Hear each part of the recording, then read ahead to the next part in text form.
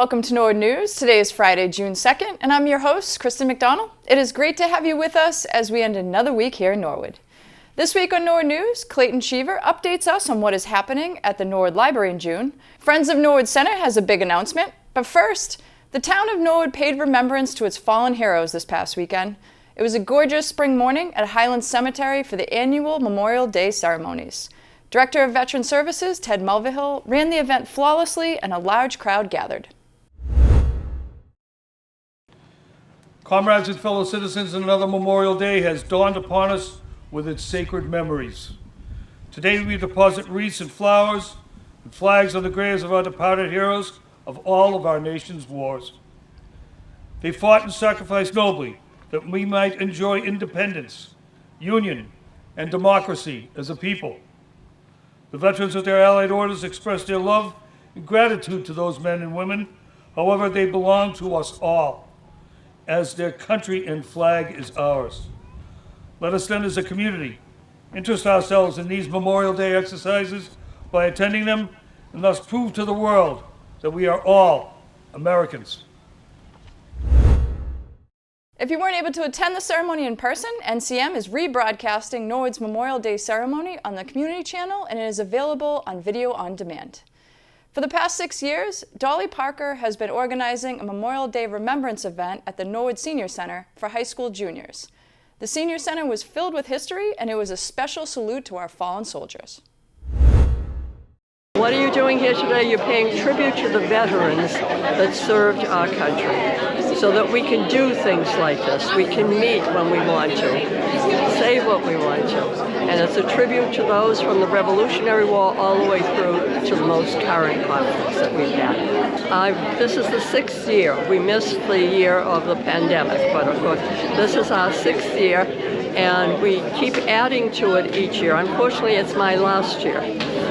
Because of my age, I just can't keep up with it anymore. Well, you turn 40, you can't do it anymore? Well, I'm 91, my darling. This is the Those Who Served activity. We come every year to the Senior Center to celebrate Norwood's veterans. It's put on by Dolly Parker. We come and the junior class interacts with the veterans of Norwood and their spouses, and they teach the kids about all of the different wars and those who served from the Norwood community. And the students come in to see the expressions on their face, to see the attention they give, to hear the questions they ask. It makes it all worthwhile. And today to have the enactor here, the woman who served as a male in the Revolutionary War, the students were spellbound. There wasn't a word said. And now, to top it all off, we have our not the rescue dogs, but our service dogs here today, and they're going wild over that. I was portraying Deborah Sampson.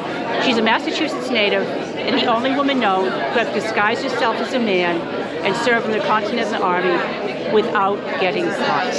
Well, of course, it's a perfect performance with a portrayal with Memorial Day coming up, but also she's such an important figure and a role model.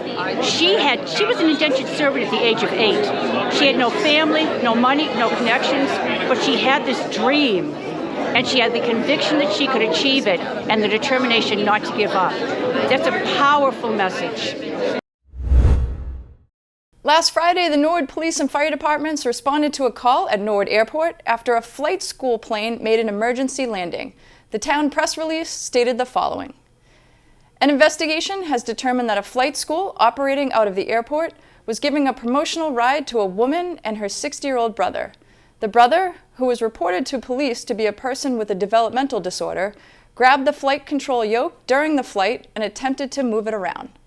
The pilot, who is an experienced flight instructor, was able to maintain control of the airplane. The pilot maintained contact with air traffic controllers, and the plane landed safely at approximately 11:45 a.m. Emergency personnel responded and were at the airport as the plane landed. It was determined that there was no criminal intent. No one was injured. The incident, as it is a standard procedure, was reported to the FAA and Massachusetts Department of Transportation. We are glad everyone was safe and unharmed, and as always, we thank our first responders for all they do. Coming up on Norwood News, Ron Marshalsea wraps up the regular season for spring sports, the Friends of Norwood Center shares some big news, and the Perkins Library stops by Norwood Library for a special presentation. Are you aware of the NCM Video On Demand service? If you missed a town meeting, the latest softball win, or just want to rewatch something, you can head to norwoodcommunitymedia.org. Once you're there, click on one of the on-demand options, search what you're looking for, and most importantly, enjoy.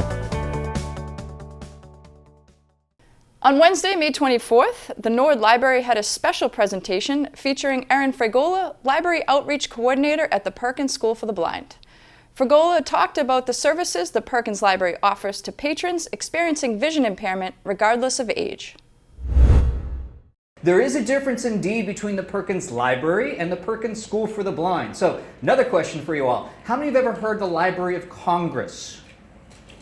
All right, a lot of people have put their hands up for that one. So the Library of Congress actually has a special division which handles people who have what's referred to as print disabilities. That's the catch-all term.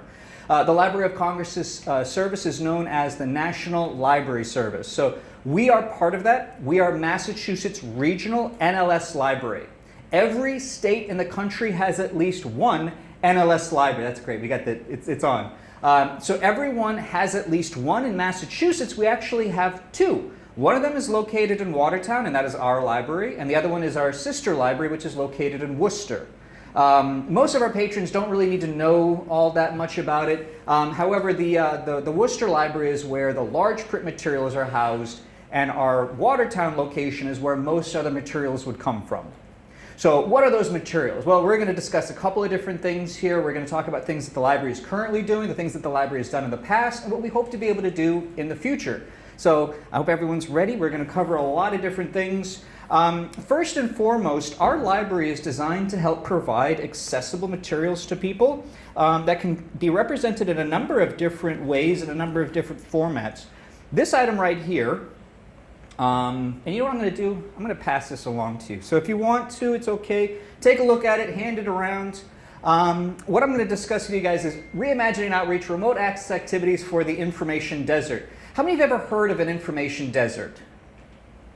Excellent, excellent. So how many have ever heard of the term digital divide? All right, excellent. I'm guessing you guys are librarians in the back. Okay, yeah. There's a lot of terms that you guys are well familiar with. For those of you who may not already be familiar with these terms, digital divide is essentially anyone who experiences an inability or a difficulty in accessing digital content, and that could be because of many different reasons. So for example, somebody could be living in an area where it's too remote and they don't have access to high speed or internet access. You could have someone who has a disability and internet access is just not within their wheelhouse. You could have a senior citizen and they're just not comfortable using computers or have internet connection at home. So it's a catch-all term to include a lot of people for a lot of different reasons. The Norwood Library has teamed up with the Perkins Library, and if you need more information or any assistance, please reach out to Darshana Merchant at dmerchant@minilib.net. With summer approaching, there are a lot of great resources besides books at the library. Clayton Cheever has this month's Moral Moment. Greetings from Morrow Memorial Library, Norwood's public library for everyone. I'm Clayton Cheever. I use he, his pronouns, and I'm your library director. I'd like to tell you about a few things happening here at the library this June. Now, I expect many of our viewers know that June is Pride Month, when we celebrate our LGBTQIA+ community.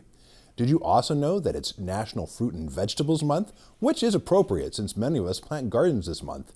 Have you seen our new native pollinator garden, designed and planted by Norwood's own expert gardener, Carly Rocklin, and made possible by the Friends of the Library? June's also National DJ Month, National PTSD Awareness Month, and National Salsa Month. And we're celebrating Juneteenth in the middle of it all. I hope you'll join us on the Common on Saturday, June 17th from 12:30 to 3:30 for the Norwood Juneteenth celebration. The school year also comes to its annual end this month, and we kick off our summer reading program. This year, our theme is Find Your Voice, and we're formally starting it on June 26th. Starting June 1st, you can pre-register on our website, norwoodlibrary.org. This summer, teens will be completing bingo challenges to earn raffle tickets for baskets and raffles with some great prizes, including Kindle paperweights. Younger kids will be tracking the minutes they spend reading to earn beads for their Read and Bead necklace and points to spend on prizes in our camp store. Everyone participating will be able to use our handy mobile app called Beanstack Tracker to monitor their progress, so download it and set up your account today. And if you need help, visit our children's department anytime we're open, email us at norwoodchild@midlib.net, or simply give us a call at 781-769-0200, extension 3. We have lots of great programs for kids this month too, so please check out our online calendar to get all the details. A program for adults I want to bring to your attention is an evening of Haitian storytelling and riddles with our 2023 artist in residence, Charlot Lucien. This program is happening outside the library at the Church of God at 190 Vanderbilt Avenue on Wednesday evening, June 21st, starting at 6. The following Monday, June 26th, we're hosting Fenway Health physician Dr. Alexandra Arcure to talk about the myths and realities around trans and gender diverse healthcare and misinformation. This is happening here at the library, starting at 7. This program is part of our Pride Month programming, and we're looking forward to sifting through the noise, busting common myths, discussing the impact of information, and addressing how to find accurate information. There will be an opportunity to ask questions at the end of the program. Now, registration is required for both of these programs, so please go online, call, or visit us to reserve your seat while there's still one available. This month, the library is open 6 days a week and as late as 9 o'clock Monday through Thursday. We will be resuming Sunday hours in July in the new fiscal year using the recently approved funds. We realize life is not constrained to the hours we're open, and you can certainly benefit from our services when you're away from our physical building using our online resources through our website and mobile apps 24 hours a day. Every month, I enjoy highlighting different online resources you can get for free. Whether you're looking for a great way to bring some books with you on summer vacation, audiobooks or some music to listen to while the miles fly by on a summer road trip, or perhaps a movie to download and watch from a tent deep in the wilderness, completely offline, Hoopla is an app I strongly recommend you install on your phone or mobile device and explore all the resources that are available to you. During my last vacation, I downloaded some travel books to my phone so I didn't have to carry the actual books with me overseas or use potentially unreliable international data networks to access the information while I was away. I found it incredibly useful. Get started with our website, norwoodlibrary.org. Under the Books and More menu, you'll find a link for ebooks, audiobooks, and video. Information and links to help you get started with Hoopla, as well as other great resources, are all on that page. Please reach out if you have any challenges finding something you like. I am confident we have something there for you. Now, I've brought some books with me today I'm excited to tell you about. Alyssa Reynoso Morris wrote and Mariah Ryman illustrated this wonderfully delicious picture book, Plátanos Are Love. Abuela says, plátanos are love. I thought they were food, but Abuela says they feed us in more ways than one. With every papa de tostones, mash de mango, and sizzle de maduros, a little girl learns that plátanos are her history, they are her culture, and most importantly, they are love. The next novel was a nominee for the Goodreads Best Young Adult Fiction Award last year, and it's written by New York Times best-selling author Casey McQuiston. I Kissed Shara Wheeler is a fierce, funny, and frank teen romantic comedy about chasing down what you want, only to find what you need. It's about breaking the rules, getting messy, and finding love in unexpected places. Shara kisses Chloe and then vanishes, and Chloe discovers she's not the only person Shara kissed. There's also her quarterback sweetheart and the bad boy neighbor with a crush.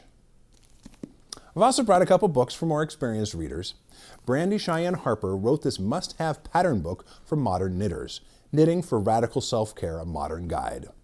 Harper offers tips and suggestions for carving out time for creativity alongside beautiful patterns you can try yourself.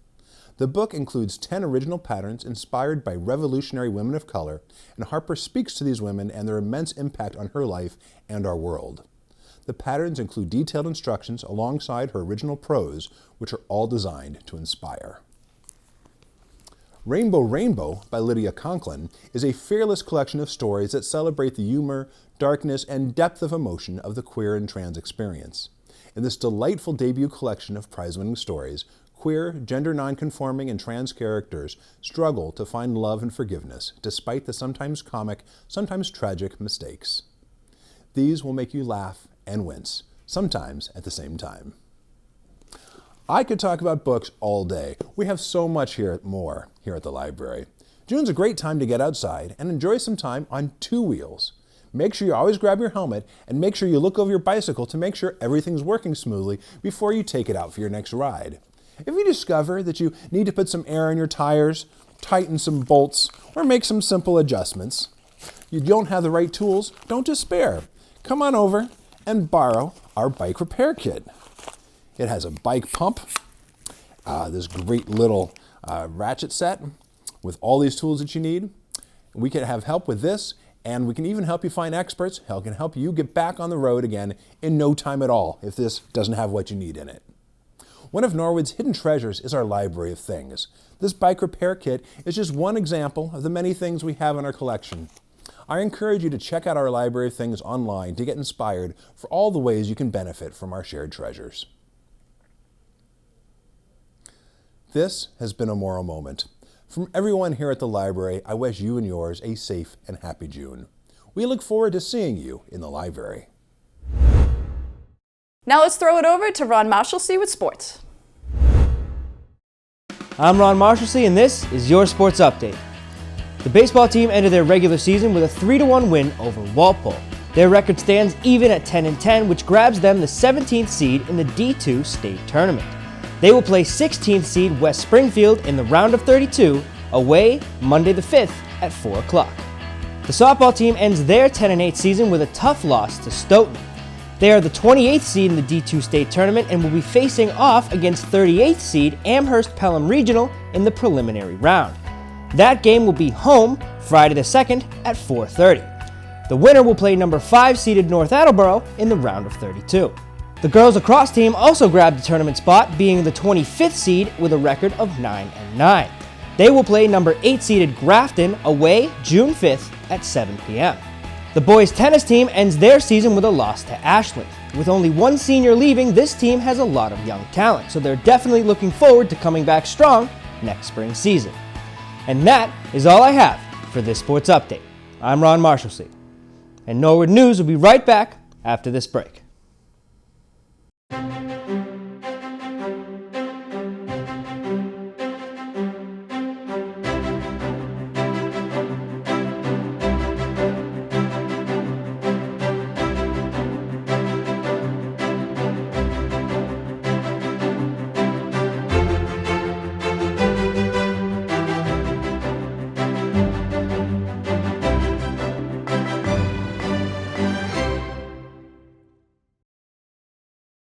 After a very lengthy discussion last meeting and a special virtual meeting Wednesday evening, the school committee voted 3-2 to approve the principal job description for the Little Mustangs Preschool Academy. The committee will meet again on June 7th at the Savage Center. The Friends of Norwood Center is happy to announce their brand new website. President of the Friends of Norwood Center, John Carboni, explains all the new features the new site has to offer. So we had a website previously. It wasn't as robust as we wanted, and we got very lucky that we won a grant to get a new website built from scratch.